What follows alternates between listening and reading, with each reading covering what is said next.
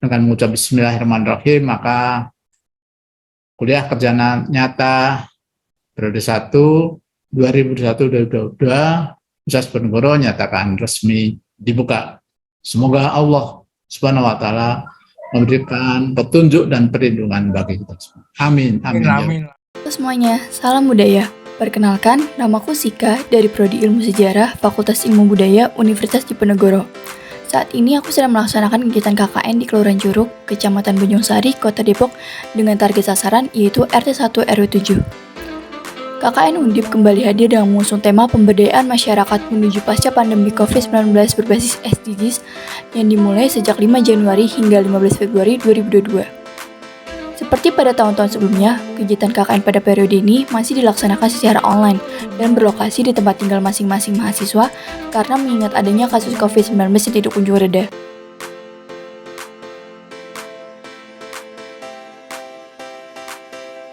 Kota Depok adalah sebuah kota yang berada di Provinsi Jawa Barat yang berbatasan langsung dengan Kota Jakarta atau berada dalam lingkungan wilayah Jabodetabek.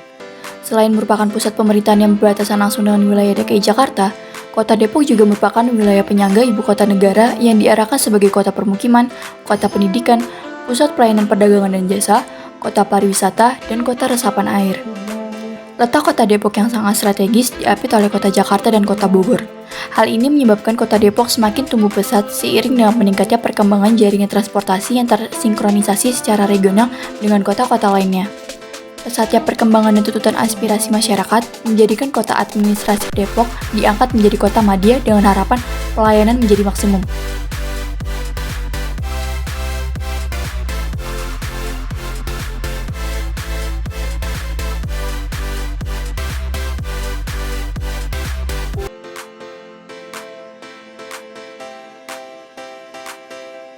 Kelurahan Curug merupakan salah satu kelurahan yang berada pada wilayah Kecamatan Bojong-Sari, Kota Depok dengan luas wilayah 421 hektar dan berbatasan langsung dengan Kabupaten Bogor dan Kota Tangerang Selatan.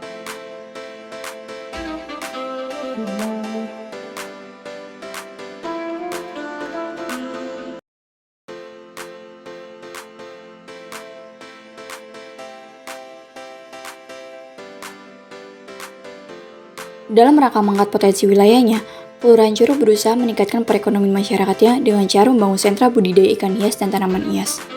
Jenis ikan hias yang potensinya baik dibudidayakan adalah ikan hias air tawar karena teknologi budidayanya yang sederhana.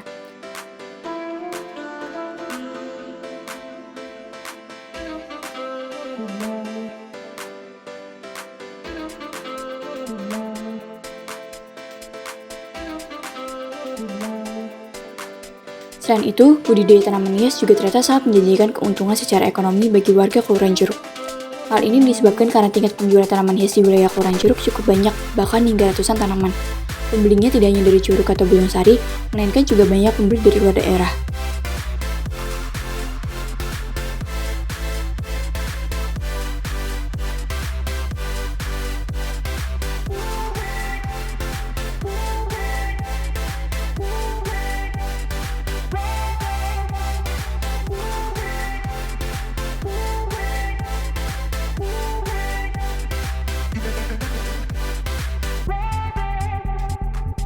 Selain itu, di Kelurahan Curug terdapat jembatan gantung yang menjadi penghubung antara Kecamatan Bojong-Sari, Kota Depok, dengan Kecamatan Gunung Sindur, Kabupaten Bogor.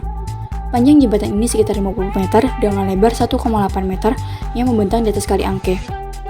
Jembatan gantung ini merupakan destinasi wisata favorit bagi masyarakat sekitar dan para pesepeda yang ingin menikmati pemandangan dari atas jembatan.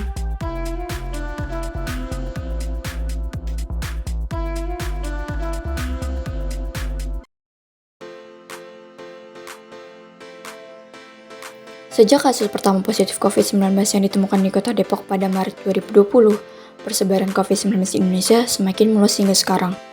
Hal ini ditambah dengan masuknya varian baru COVID-19, yaitu Omicron yang penyebarannya lebih cepat daripada varian sebelumnya. Namun, beberapa warga Kelurahan Curug RT 1 RW 7 masih belum sadar tentang bahaya COVID-19 sehingga mengabaikan protokol kesehatan. Keadaan ini juga berdampak pada pembelajaran di sekolah yang dilakukan melalui online, sehingga membuat semangat belajar pada anak-anak mengalami penurunan dan waktu mereka banyak digunakan untuk bermain.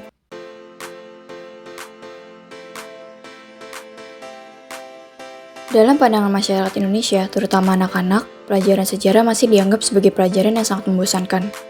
Pandangan ini ditambah dengan penggunaan media pembelajaran pada sejarah di sekolah yang masih banyak terpaku pada buku teks, sehingga menyebabkan anak-anak mudah merasa bosan dan kurang tertarik untuk mempelajarinya. Oleh karena itu, pemanfaatan media pembelajaran sejarah yang bervariasi sangat diperlukan untuk menarik minat anak-anak dan mengenalkan kepada mereka bahwa belajar sejarah bisa sangat menyenangkan. Adapun media pembelajaran yang dimanfaatkan adalah flashcard dan film animasi.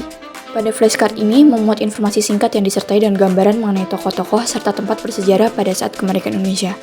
Sementara itu, film animasi yang digunakan dalam pembelajaran ini memuat penjelasan singkat mengenai proses proklamasi kemerdekaan Indonesia yang dimulai sejak masa penjajahan bangsa asing hingga perjuangan keras meraih kemerdekaan yang akhirnya dapat tercapai.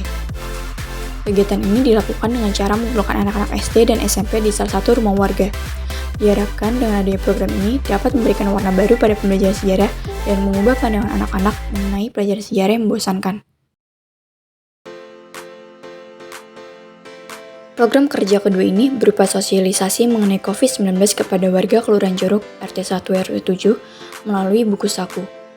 Buku saku ini dibuat dengan penjelasan yang singkat dan disertai dengan gambar, supaya memudahkan warga dalam memahami materi dan tertarik untuk membacanya. Selain itu, di dalam buku saku ini memuat informasi seputar COVID-19, mulai dari pengertian COVID-19, penjelasan protokol kesehatan 5M, hingga pentingnya vaksinasi. Pelaksanaan sosialisasi dan pembagian buku saku pada warga dilakukan secara offline dengan melakukan teknik sampling. Diharapkan dengan adanya buku saku ini, warga bisa lebih memahami mengenai COVID-19 sehingga dapat menimbulkan rasa waspada terhadap COVID-19 dengan cara memperketat penerapan aturan protokol kesehatan. Belum ngerti mah ya sangat membantu soalnya kan tahunya kan pakai masker doang ya kan, jaga jarak kayak gitu kadang kan mengabaikan kalau nggak dikasih tahu. Terima kasih ya infonya. Bermanfaat ya tentunya biar kita lebih tahu lagi. Terima kasih banyak udah dikasih informasi gitu.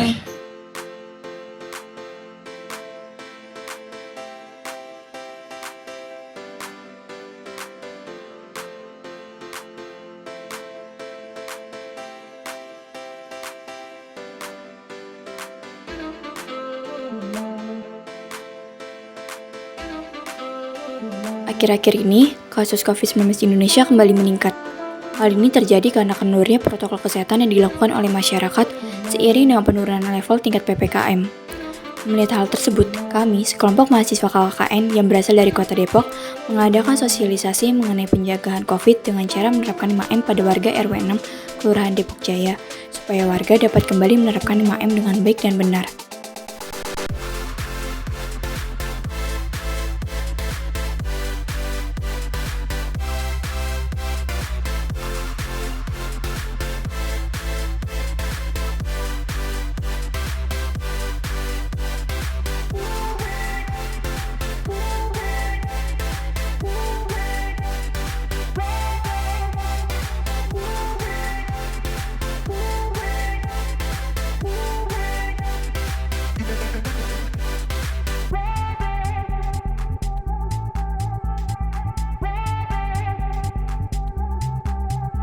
Selain itu, adanya pandemi COVID-19 ini juga berdampak pada kegiatan masyarakat yang kini selalu dilakukan di rumah.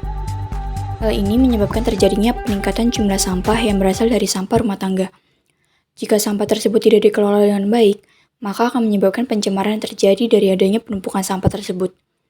Salah satu cara untuk mengelola sampah adalah dengan memilah-milah sampah sesuai dengan jenisnya serta melakukan 3R, yaitu reduce, reuse, dan recycle.